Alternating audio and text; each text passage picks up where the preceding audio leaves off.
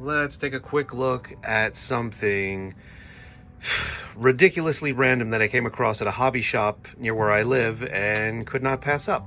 We will take a quick look at Franz Sanchez, played by Robert Davi in License to Kill. And this is a 12-inch figure from Sideshow Toys. Now known as Sideshow Collectibles, I believe. Once upon a time, they were called Sideshow Toys. I don't know much about this figure. I don't even know when this figure was released. There's a year of 2003 on the bottom of the box. Oop, as it pops open. It looks like a very, very high-end, a high-end figure, you know, an adult collector figure in real cloth attire.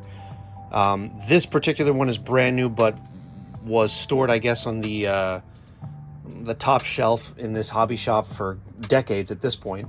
So the box was all dusty and such, so it was very, very cheap. But I had to get it for a couple reasons. One, and I promise you, I'm not trying to be a contrarian. He's my favorite James Bond, and License to Kill is my favorite James Bond movie. The climactic action sequence at the end of the film with the 4 tanker trucks is a little ridiculous and just all awesome, and it is completely seared into my memory as a kid. One of the other really nice feelings, nostalgic feelings, memories that this triggers in me is that back in the day when I was really starting to get into James Bond and didn't really know the sequence of movies, the sequence of the actors and such, I don't even remember how we looked that stuff up when we were kids. Do you remember? Does anybody remember? I don't. Pre-internet years, like, how would one find out that Timothy Dalton came after Roger Moore? I don't know. But anyway, seeing License to Kill was the newest James Bond movie out on like HBO at a certain very kind of vivid part of my childhood, and that truck sequence captivated me to the point where it became like the jumping off point for my interest in James Bond as a legacy character, and then diving into watching every James Bond movie I could find. And I'll open this up while I say a few words about Robert Davi because of Goonies, because of Die Hard, because of one quick scene in Predator 2, and because of this movie.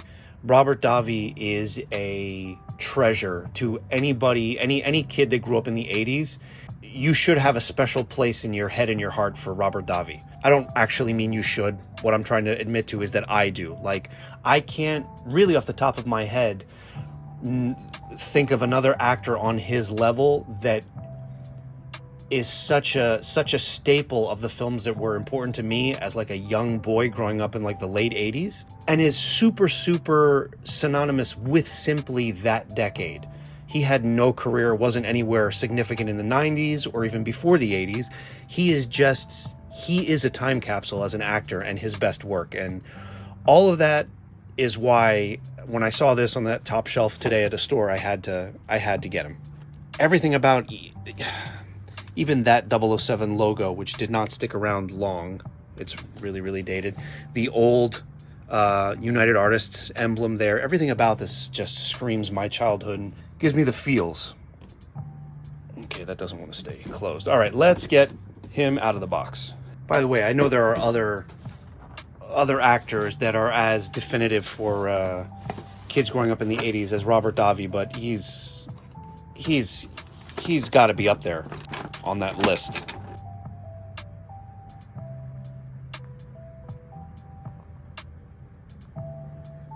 And yeah, this is pretty much everything I want it to be. So let's talk about it. And the sculpt is great. It's definitely Robert Davi.